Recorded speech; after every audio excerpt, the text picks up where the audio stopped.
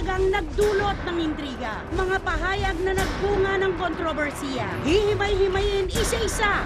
Homosexuality is not a sin, but it is a lie from the devil. Do not be deceived. God loves gays and wants them to know the truth. Ito ang controversial na tweet ng 1999 Miss Universe first runner-up Miriam Kiambao patungkol sa mga kapatid nating kabilang sa third sex.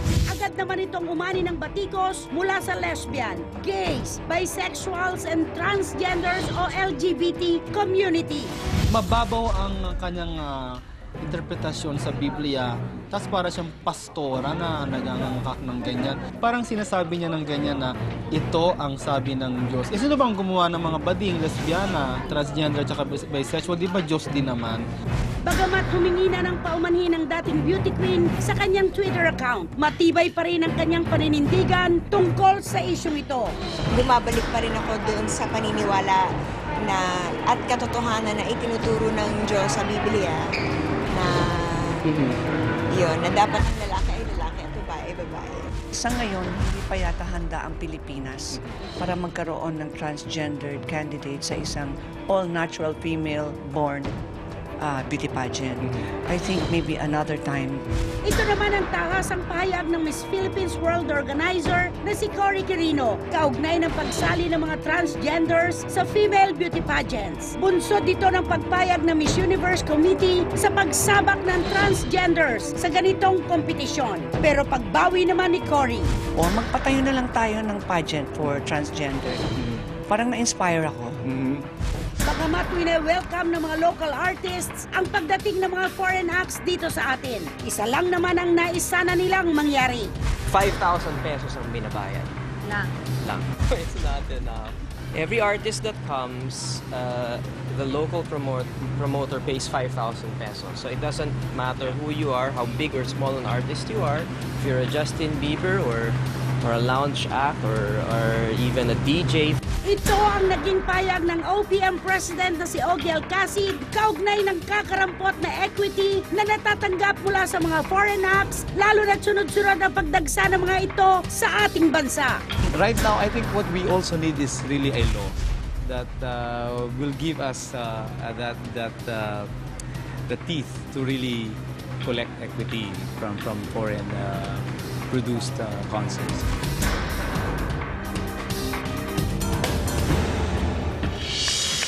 Okay, Dali, kasi kami ni Zoren, hindi kami masyado sa Twitter.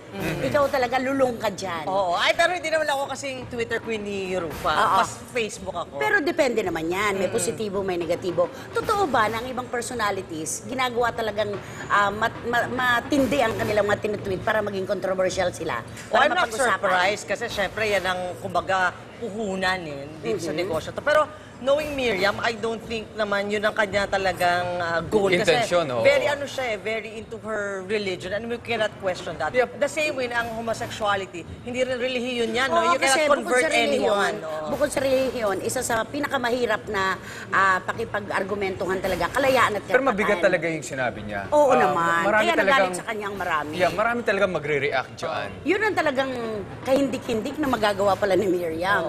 Yun ang hindi inasahan ng marami, di ba? Pero kumbaga, di ba mga bading, usually ang mga iniidolo nila, yung mga beauty queen katulad ni Miriam, kaya nakakalungkot na nangyari to. Pero saan ba Umaklas na raw sa kanya. saan ba niya nakuha yung...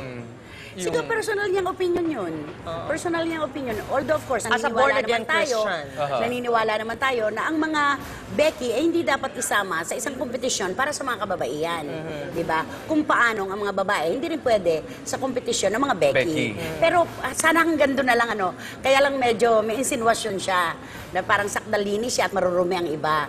Parang doon siya nabira. Nag-apologize na siya, pero mukhang matigas pa rin yung LGBT community. Kasi parang gusto nila makita na talagang open arms na Hindi, tatanggapin at saka siya. Dali, let's face it, words are swords. Na itanim mo na, na itarak mo na, huhugutin mo, may sakit pa rin yun. At saka sinabi naman niya, he's standing by her opinion dito sa BTR. Paninindigan pa rin niya. Paninindigan niya. Pero ang ano lang doon, saan niya kinuha yung yung pinaka-essence nung sinabi niya doon sa Twitter kasi it's really heavy. Oo. It's Gusto ko really na lang heavy. isipin na personal niya sigurong conviction yun. Yun na lang yun. Bigay na lang siguro natin sa kanya yun. Na hindi naman niya pwedeng ipagpilitan din at tanggapin ng iba. Kumbaga, we're all entitled to our own Oo, opinion. kanya-kanya yan, di ba? At heto naman po ngayon mga kapatid, ang isa pang iniidolo ng ating mga kapatid na ginagaya sa pananalita, forma at lahat na Rufa Gutierrez. All right, I would like to thank Steven Delosa for my makeup, Jeff Aramin for my hair, Aliana Martinez for styling me, Eric De Los Santos for my beautiful outfit I'm wearing today, Dr. Vicky Bello, 819 Bello, Sexy Solutions by Cristal Bello, Dr. Steve Marcan, Avon Fashions and Accessories, Azure Urban Resort Residences by Century Properties, Alex Carbonell for my hair color, Fresh Look One Day Contact Lenses, thank you to Italianis and Fridays for the GCs, and follow me on Twitter, I love Rufa G. We have a special promo for the Mommy Returns, so basahin niyo mabuti aking Twitter account. You'll get free tickets to the premiere night of the Mommy Returns on May 8 sa SM Cinema, sa SM Mega Mall Cinema 9. And ito naman, itong Miss World Philippines 2012 nandito na sa TV5. I was able to interview 2011 Miss World First Princess na si Gwendolyn Rua. Tingnan natin what she has to say about Miss World Philippines this year.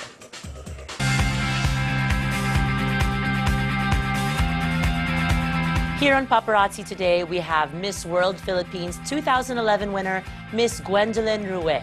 Hello, Gwen. Hello, Rufa. Tell us a little bit about yourself for the viewers of Paparazzi.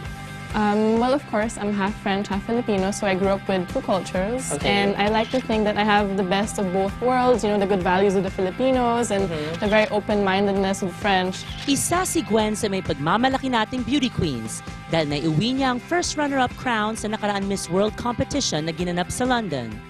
Okay, Gwen, ano yung experience mo during the Miss World Philippines competition? Every time when you hang out with other girls from all different countries, and syempre may mga language barriers, may mga nakakatawa when you speak English, tapos may mga mali-mali, yung mga ganun. And we came up with our own language from different words from all countries, and it was just laughing and getting along really well. It was more of, you know, when we traveled in the bus together, we went to Scotland, and you know, just all the girls singing and, you know, getting to know each other. I think that's the most fun talaga, getting to know other cultures. Not really competing, but just, you know, getting to know the world. Para sa lahat ng mga aspiring beauty queens out there, anong advice or message mo para sa kanila? Be yourself. It's what's most important, especially when you get to Miss World. You've all been chosen from your selective countries. You're the most beautiful in your country. So, lahat magaganda. So, yung hinahanap talaga ng, for example, Miss World organization is somebody that's beautiful from inside and that can represent the values of Miss World talaga and defend the causes and the charities that they support around the world. Ano masasabi mo na ang Miss World Philippines sa TV5 na? I'm really, really happy about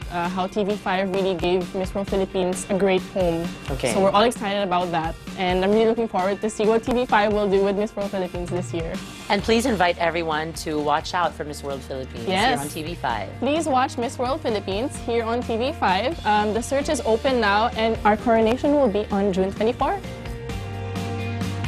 Take the Mommy Reveals.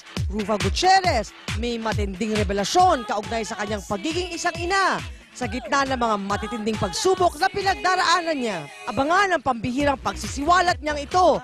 Mamaya na! Todo na to! Rufa May Quinto, ito todo na ang pag-amin ng tunay na dahilan ng kanyang pag-alis sa Kapuso Network. Magiging kapatid na nga ba siya? Abangan ang kasagutan. Mamaya na! Forgive and forget! Christine Reyes gusto nang makipagbati sa kanyang ating si Ara Mina. Handa na nga ba si Ara na magpatawad at kalimutan ang kanilang naging alitan? Abangan ang una at eksklusibong pahayag ni Ara. Susunod na!